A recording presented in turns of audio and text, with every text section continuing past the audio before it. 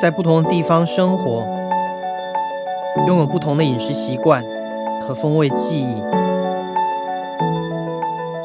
一道美食可以成为经典，除了时间的沉淀，也离不开匠心的加持。我是格兰菲迪品牌大使 Roy 周，单一麦芽威士忌给我带来太多惊喜的味道。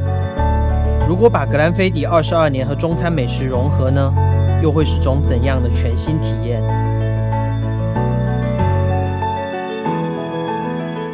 今天我们拜访的大厨是黑珍珠入围餐厅上海沉浸式粤式酒楼的代表玉八仙的总厨李国森李师傅。你好，李师傅，你好，你好，你好，欢迎你。李师傅是地道的老香港人，拥有超过40年的粤菜烹饪经验。我跟你准备了一道粤菜经典深井烧鹅。深井烧鹅呢，在香港呢由70年代一直出名到现在。我们选是6到7斤的黑中鹅，黑中鹅呢个肉质呢比较好。那一个完美的烧鹅，那它的口感会是一个什么样的标准？第一要皮脆了，肉嫩咯，吃下去不柴嘛，还有呢多汁咯，香咯，每一度都要很认真，才会做到一个脆皮烧鹅。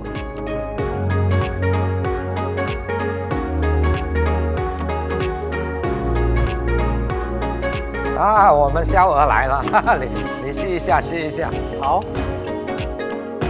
味道怎么样？非常非常棒。首先，它的皮是特别酥脆的，那一口咬下去之后呢，里面的汁水跟鹅油就马上的会迸发出来，非常非常香的。对，来，那李师傅也尝一尝我们的格兰菲迪22年。好啊。觉得酒怎么样？很香，很解腻。正所谓我们香港70年代呢，有一首歌唱的豉汁蒸雞生菜肉片湯，雞花錦滷白菜炒豬耳，脆皮燒鵝送格蘭菲迪22年，好嘢，真的很棒，真的很棒。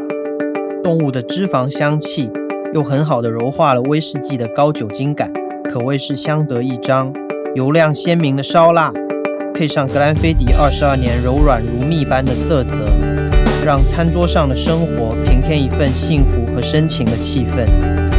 和玉八仙一样，格兰菲迪从1887年建厂开始，就一直坚持酿造山谷中最好的威士忌。天然优质的水源、世界级的优质橡木桶，以及匠心苛刻的酿造工艺，每一点都必不可少。格兰菲迪22年和深井烧鹅搭。